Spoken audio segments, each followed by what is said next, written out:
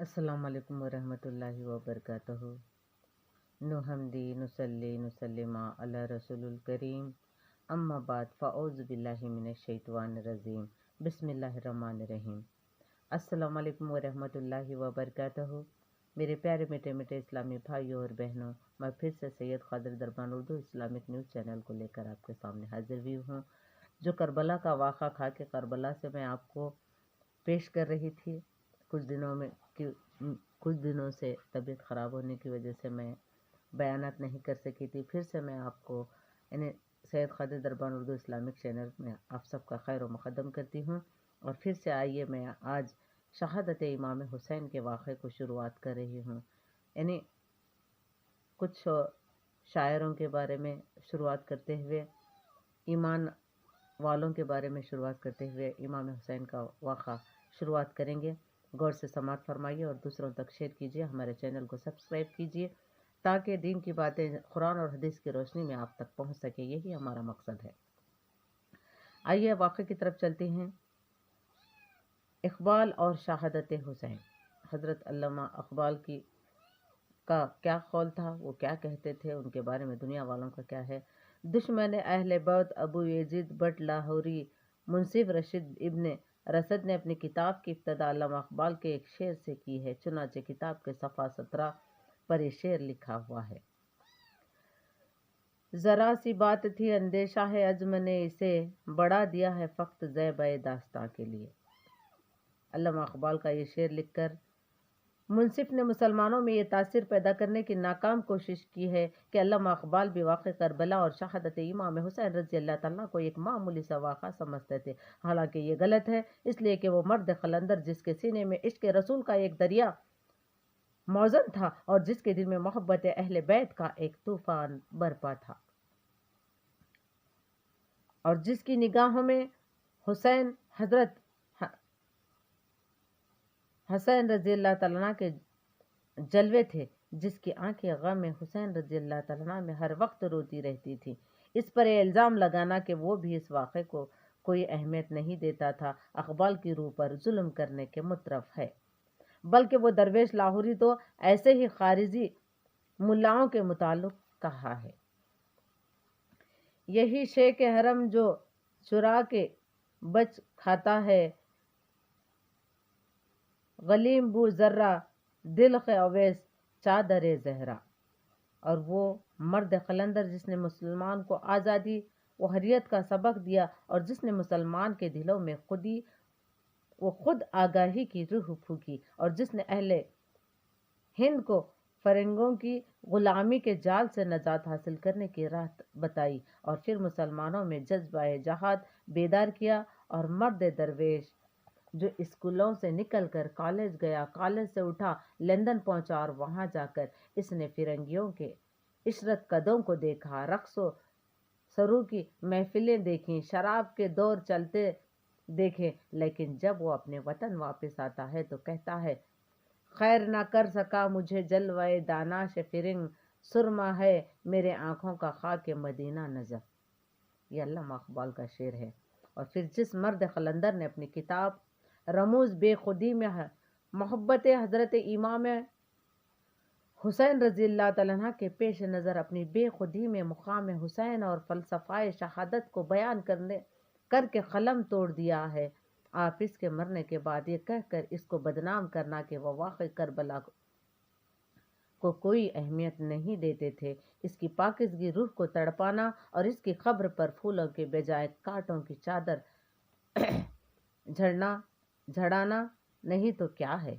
چنانچہ وہ کہتا ہے، آل امام عاشقاں پور بطول، سرد آزاد داستان رسول، کہ وہ حسین رضی اللہ تعالیٰ جو حضرت زہرہ بطول کا لخت جگر اور عاشق الہی کا امام اور جو باغ رسالت کا ایک آزادی کا سرو کا پودا ہے، اللہ اللہ ہائے بسم اللہ پیدر مانے زبے اعظم آمد پیشر، یعنی وہ حسین رضی اللہ تعالیٰ جس کا باپ علی رضی اللہ تعالیٰ بسم اللہ کی بے ہے، اور حسین رضی اللہ تعالیٰ جو جبہ اعظم کی تفسیر ہے، بہر آل شہزادہ خیر الملال دوش ختم المرسلین نعیم الاجمل۔ یعنی وہ حسین رضی اللہ تعالیٰ جو شہزاد کونین تھا، جس کے لیے دوش مصطفیٰ کی اچھی سواری تھی۔ زندہ حق از قوت شبیر است، باطل آخر دائے حسرت میر است، یعنی حسین رضی اللہ تعالیٰ جس کی قوت حق پرستش حق زندہ ہے، اس کی وجہ سے باطل کے پاس داغ حسرت کے سوا کچھ نہیں۔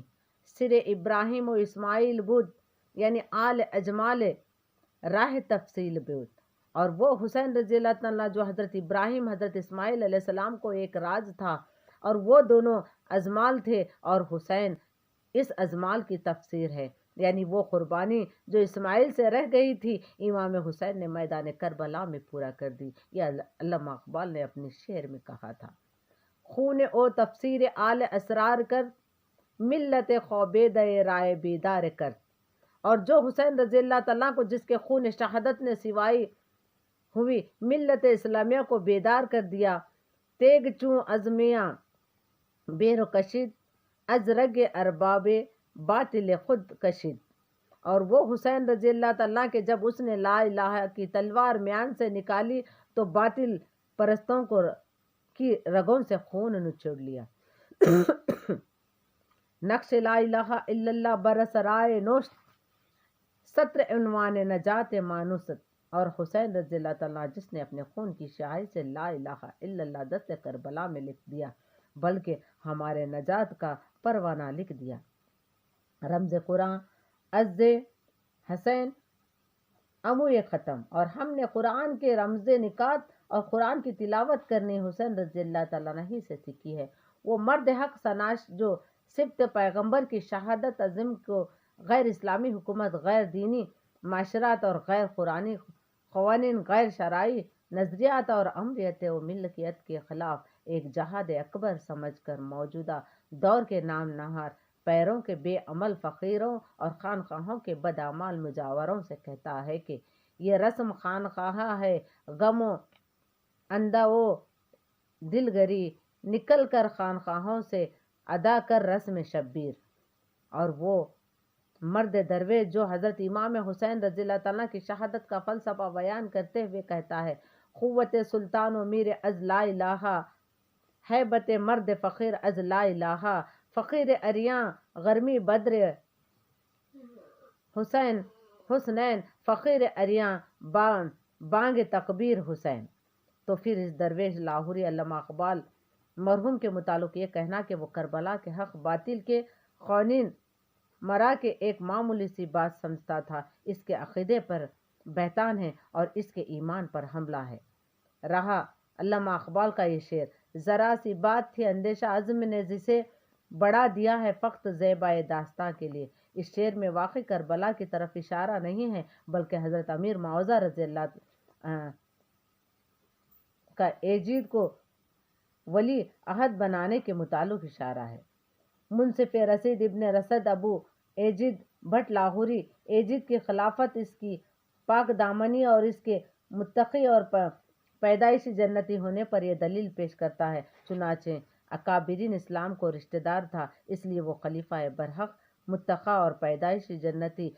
چنانچہ وہ کتاب کے صفحہ 82-81 پر لکھتا ہے کہ ایجید تب وہی حضور کے صحابہ کا لخت جگر تھا، ام المومنین حضرت حبیبہ کا حقیقی بھتیجا تھا، سیدنا عمر فاروق کا پوتی داماد تھا، وغیرہ وغیرہ۔ میں کہتا ہوں کہ ایجید کی یہ تمام رشتہ داریاں ٹھیک ہیں، مگر سوال یہ ہے کہ کیا کسی انسان کی صرف اکابرین اسلام سے رشتہ داری اس کے لیے ذریعہ نجات ہو سکتی ہے؟ اس کا جواب نفی میں ہے، اسی لیے کہ اگر اکابرین اسلام اور بزرگان دین سے رشتہ داری انسان کے لیے ذریعہ نجات ہو سکتی ہے تو پھر حضرت نوح علیہ السلام کا بیٹا کنعان طوفانی لہروں میں نہ ڈوبتا۔